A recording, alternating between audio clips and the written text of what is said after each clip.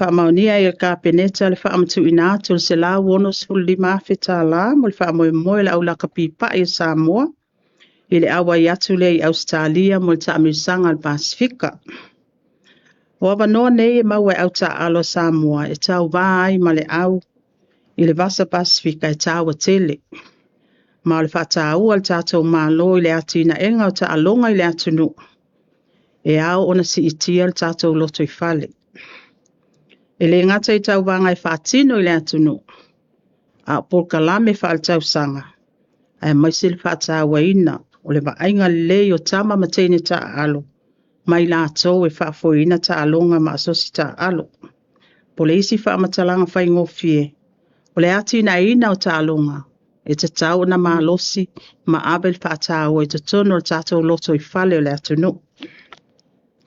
O isi a tātou mata upu ia o tai au le asto na i le afiafi ia o le ata tala aloa ia ai le taamisanga si i wa mea mafa ale laulangi sa mo nei. Mo si fia o stai mua le nei o tali malo ai le atu nuu o le Pasifika e au fia i ma Australia ma New Zealand i le nei taamisanga tele. Sa faile mātou wheloa inga ia malperstene fo ia tua pepe ia o leo lo tula i mai le foe ia e ono sfultolu atunu. Ia o lea ua umon wha amautu mai o lo awai mai. Ia o lo wha amautu mai eile awai mai o le awatu Asia o Europa. Ma atunu o tau pulenga o Britania, Amerika i saute, ma le Pasifika i le neita amisanga. Mo sa moa lava ieto o lua sfulu tato au o le atau sinio i vaenga ese o le neita amisanga. Ia tatalo fo il tātou watunu, ia sosfa anga tama, ia e manuia ina wa tātou mapo fo il tātou tapua inga, tātou tapua ia whaiva, tama whanau Samoa o le atau sinio i le neita amilusanga. Ia whamalo fo il a fionga prestene ia tua pepe Cherry Warwick, ia e maise fo il lato komiti, mo tape nanga umol nei whamoe moe. Ai mai se tape na ina ato le tātou awa le atau wā. O le tātou mata upu lona wha, ia ato no vaenga lava ia le au te lenga le whaasolonga le atina e le tātou malo. Ia o le vai aso po ile nei po anna fi sa whaalau i loa aloa ia le tātou loko, po le sini au tu o le tātou po kalame o le ono su whatau sanga o le tūto o tasi o le malo Samoa. Ma i fo iwa a mata tuai tā penanga o le patipatinga ma tā penanga o le tātou tuto atasi. O le aso lulula nei na whaalau ilo aile nei whailonga ia ma le au o le whaamana tuina ia o le tā penanga o le tātou tuto atasi. O le sini au tu Samoa o tasi mo se amatanga fo. United for a new beginning. O le foi o whaamautul tātou po kalame a mata mai le aso tolsu tasi o mese ia whai wina i le aso lulu aso tolo iuni lua o lua ono. Ia ma wata whatatia foi le whaalau iloa ina ato vaenga ta itasi o le po kalame mo le neitau sanga i ta i o soa komiti ia ta itasi o komiti o tāpenanga. E au fia ai le po kalame mo le whaatulanga ina o solo whaalo alo ma sauninga aloa ia whaale malo. Ia po kalame o whaafifianga o tuunga whautasi. Whaafifianga sui whewhiloi maisi vaenga tōngia ia o tāpena ina le tātou komiti. Ia whatoa mai anei le mātou whelua inga ma le tātou komiti. Ia o le fwoi o whaamautu wai le tele o vaenga o le anu whale o tātou po kalame. Ia o wālava tāpenanga. O le vaenga lona lima, ia o le tūlanga le pensini, ia o na waafianga le vesi le Middle East. Ia o le vaiaso o tuana i sa whaamawina i le update o tātou suau o mal pensini. Ia o le taimi nei o lo mautu mwhaatua ina le tūlanga o sa palai o suau i sa monei. Paulava le tūlanga o lo matai tu o le whaititi o sa palai pe a whaia e a fia le schedule va suau o lo tātou whaalangolango iai. Ia maolo iai se whainga manino al tātou malo e tali atu wai tūlanga whapea. Ia ai e tā ua pele mātaala tātou ngā lue whatasi. Mal tātou no whasau ni uni mo nu tau e ono tūlai mai. Ia a tono o le whai unga o māsin taitasi. Ia o le foi o le atu ina mai ai foi i le vai luanga o le po le amatanga foi o le masina o me ia o le amau ai foi tatou tau o le sua u fo. Ia mai taua pea le le tapua inga le tatou watunuu. Ia awa foi ne i pole male o lo o lava le tatou tapenanga ina ua mai a foi le matou fontanga lea. Ia e pe o nalo atu ai foi tatou Energy Board. Tatou mata upe so o ai ia o le whaamalo sia le o le saonga le mua sa mua e ala i te atu i fuala au whasaina mo na fianga. Manato le nei vai aso e whai asinga pisi o le tatou vai aso le nei a tonu e anga i lava le au ngai tas. Ma e le tau whailo se tasi le nei o wha mua le tatou whai ngā malo ia mauti no e tafi e sea ia fuala au whasaina. Vai aso la le nei na whaalau ilo ai nisi o ati nae poloketi e ngā lue whaatase le tatou malo mana paanga ia ma tatou development partners. O nei pol kalame au fia ai tatou masini ma tō mai whapitoa e mana o mia e sue pe detect ai i fuala au whasaina ia ai o ati nae e whaamalo si ai foi. Ia le early detection ma le early prevention ma le ngā lue whaatasi masui o nuu masui tamaita. Whamaumaunga tu ina mai il tatou mtanga luenga o leo mai le masina o Januari anga ila solusu tasi o Aprila lua olua ono.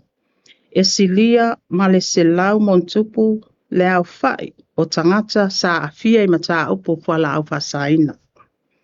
O loo au fiai no fuanga i upolu masava. E au fiai le taulanga o lunga o le wafu ia manu umala alfanga. Wailo ai le fisota inga le mau fuala au fasaina ma au penga fasoltu la fono.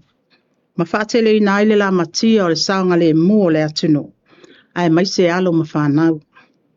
Wa whamaunia le awai o tupulanga talavou e au fiai mai la tau sful fa i le sful lima tau sanga le matutua. Ma whailo ai le mana o mia o Paul Kalame pui a mua tatou tupulanga. Ia ma o le au lava lea o lo o mana o mia le satou ngā lue whaatasi o le malo ma ana pa anga o masili ma so soani ai le whaatupeina o ati na e tatou malo. Ia, paunea o nisi o mata upu ua mawhai o na tāpena i nātu. Ia, a wale longo puia li o le malo le atunu. Ia, ai maise ai foi ia le nofo sila fia. Ia, i whai unga le kāpeneta. Matu langa o loa ngā ia ia ti na e al tātou malo. Ia, mal whaalo al.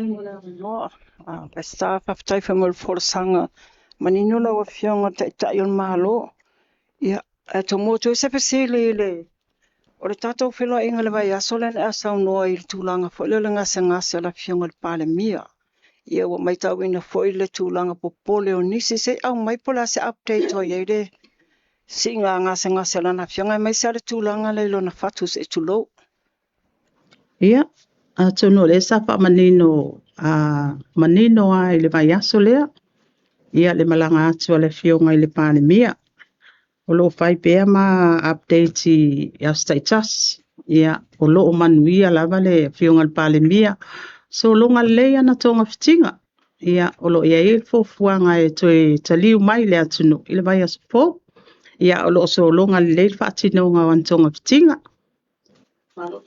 le se pasil fa mon mola no fionga le mawalunga sila le malo i talonga tapenanga tato talonga le tournament le a matataya o le fwa abatul sele ni tato aula kapi pai o se taso por kalame fata auto mol se singa forza vali telele mo a tato tangata talonga le fa pe faila solus fluiva o se fo fuanga foile le malo la wa fionga i tole wo leva na fa pe e tu pe mo fa manuia ngo ila to fo i fa manuia mai pine o se fo fuanga le malo fa tino se tulanga fa pe le asole po se termina to mai fa mole ia Antonio e alsa to pokalame o pineta waloa le atunu ia e fai asinga te leo le scope o le vai foi le committee vaenga uma e awai e foi la mai tūlanga tau talonga Ia ai o tūlanga lava lea i le i tono tātou pokalame lea o le tuto tasi. Ia o se tasi le o komiti mai o i tono o le tātou komiti o tūwhata singa. E komiti o tālonga.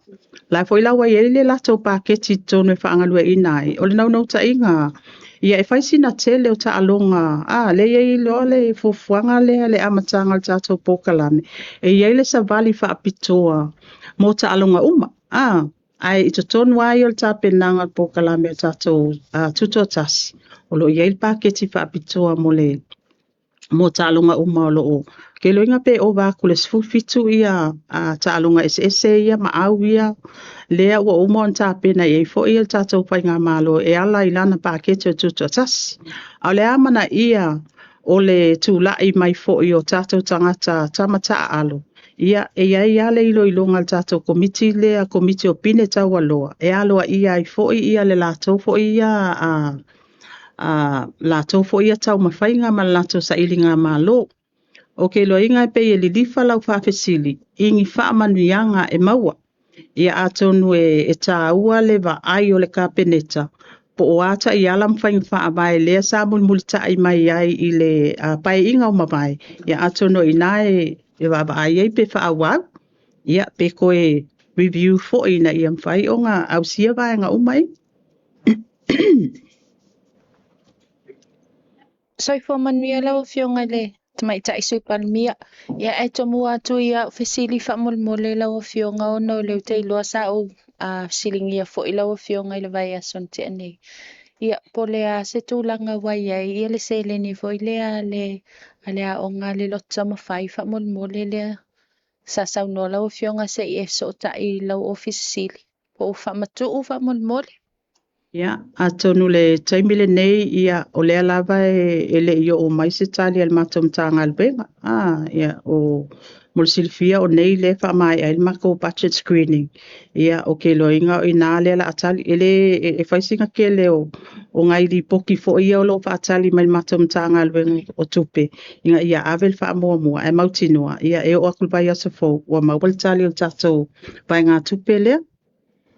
Tai whaftai lau fionga o manino i almata upule o le sia ofisili wha mulmole lau fionga o tūlanga le i tato o le soifo malolo i na wha mulmole lau fionga o le o mai tau atu e mo mai ni ripote wha apea o fitu masina i le ito e le oto e ola ia le CT scan le i le mautanga senga sei moto o tua wha mulmole lau fionga ai le tūlanga i le tele o ngase o lo talusanga mo inti a wha mulmole.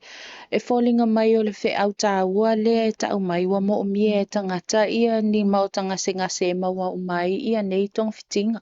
Ia o le fisili la lau fionga wha mulmole. Ia pole asa o fina ngalo i le tūlanga wha mulmole lau fionga. O le last updates mai le fionga minister o se fo maloloina. Olo ola kako scanners. Mantua po e kako scanners fo via le sa pa matu mai sa fa tupe mai le tato ACC. Ia olo ola. Mai isi a tato scanner o le anga ko fa pe ape sa vai. Ai atonu o ke le iloa po o le fa vai lau fesili masina talwai po o se mea lata mai. Mai vai lupe lau saunoanga wha mulmole o le ripoti lata mai le maua mai e wha peo o laile o la le scanner wha mulmole lau fionga. Kasi se scanner le tato mtanga albenga. Ai whaptai tatia mai o le la fesilingia fo i le fionga minister. Tulanga la le tato ngase ie ave inti a wha mulmole lau fionga. E pe ol finanga lo le tu mai wa mana o mia ia se mautanga ngase fo i lea. Ia e tonga fitia o mai ngase po le ase finanga lo lau fionga. Mulmole. Patino tato ngase o lo mana o mia ave ia tunu i fafo. Tonga fitinga ia le mwhain whaatino i nei. Tūlanga lava ia o le onga o le fatu. Pe o ia le lifa ia le tele o mai e tu ina mai. Ia a kongo o le vainga le na le tato whainga malo. Mantua i pae inga talwai na o New Zealand le sa nga ia le avenga o tato mai. Ia o lea sa fio le fionga le minister malanga ia foi pūlenga e whaile lako exploration visit i fiti ia mawaenga fo o New Zealand o lea ua mai tauina ai o whatatia mai ai o initia o New Zealand ma fiti ia e pe e whaisi ngā taungofia o fiti ia o New Zealand e whaisi na taungata o ai fo o initia e kaungofia le kau o lako tonga fitinga ai a kuula i ele kau o le pasese ma le tangata tausi mai lea ia pe o inga lai e patatia mai ai i le tūlanga lava ia o le whaiwai i tatou mai ia wa aveanga i fiti o tonga fitinga o le whauto e fo i mai wa te lele suinga ia e pe o inga le au mai ele analysis le a le mtanga luenga le fionga le minister so i fua malolo ina mai tā ua lea o le tūlanga ua sa ili ai fo i vaenga uma ia o nol tilo e te le o tarsanga o lo tuina mai ia ma o lea fo i o lo tatia i ta penanga tatou loto i fale ai al mtanga alwenga o soifua malolo ina i le tilo lea i le te le o tatou tupe o lo oanga i le whatupe ina o le aveina o mai atunu i fafu ai o lo o iai se ta penanga masa ili ilinga pe ai proposals o tuina mai le ta ua leo mai o fo mai whapitoa ai ia lava tōtonga foi ia masini ia le lei foi ia fausia se no foanga e tala fea ngai ina ia mawhai ona whaatino lava tonga fitinga ia i tutono o a foi o Samoa nei tu ititia mautinoa a whaapem whai ona whaatino i nei ia le au nanga lea o lona winga o le ato tele tatou tangata o le a mautinoa le tūlanga o le iei soifua malolo ina e mai se lava tūlanga o le fianga o fatu ia ai mai se foi o le tūlanga il mele o whaamai no toto ia o meale o le ave foi ia por kalame o tatou mtanga alwenga soifua malolo ina i le early prevention ave pel tau longo tūlanga lava lea ia paleni le tau sami a tono ina foi le una ia tua i lalo tatou pokalame lea le tina o le tūmalo le foi uma fai ai ona tau mafai e whaatino ia mea ai a alum whanau ia o mea ai alum whanau ia tau na pāleni ma ia au sia perso i fua malolo ina i le tuputupua el tamaititi inga ia mwhai lava ona au sia ia vaenga ia i le tūlanga e alofia i le te leo mai ia o lo o fia ngai matatou le teimile nei Malo whaftai tangi sofsidi. Nang. O le tu whamole lava lawa fionga. Le tūlanga le whautasi o le utei loa le na whamania le fionga i le komsina, sui komsina o le whape lima ia whautasi. Ai ia le whautasi le o wai atu ai lunga o le whautasi le anu uli le whape le na fuafua e mai ia le o whape le o mai po le ase tūlanga o whai ona wha mautu mai e lau fionga. Po o atu fo se ripoti po mautu ia whautasi mai Amerika Samoa wha monmol. o lo tatia vaenga i so ta inga le fionga le whai lau tusi al tatou ka peneta o lo o ngawha ma so ta inga ia wha avao malo ai wha mautu ina mai vaenga ina ia mauti noa ai ia awa ole vaenga sa wha iloa mai e lima pautasi ale wha mautu ina pea au mai le lato po kalame o tatia mai ai e lima pautasi ai a tatou lava ia o leo wha mautu mai ono tatou pautasi ia o lea ua uma ona le stala mai mo tatou wha moe lea Fionga te tasi lava lau fisili o le sosoani lea mai le Samoa Housing Corporation le sa whalau iloa fo i le fionga le li palmia le mo sosoani mo i latou e fia whaini latou no ngā tupe mo new home owners.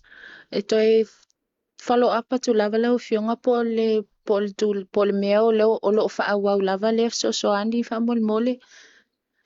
o lo o talia nei le lipoti mantua foi le o ngal Samoa Housing Corporation sa ave ai so soani le tatou paketi o le mtanga o le faltupe o atina ia kako Samoa Housing Corporation mal business hub o vaenga ia tolu sa ave so soani mal injection at tatou budget o lela o te whaatali te mine e toi au mai latou lipoti tonu mai tawina ai po o uma o ngā wha disperse ia awa foi lui tau ngā whia ngai malato, o ngai tā wali poti lea mo tā penanga o tātou pāketi lea lo mane, ia po le leilon whātinonga, ai po toi mana o mia, ia oi ngai fua ia i tātou li poti ia le whaawa wina.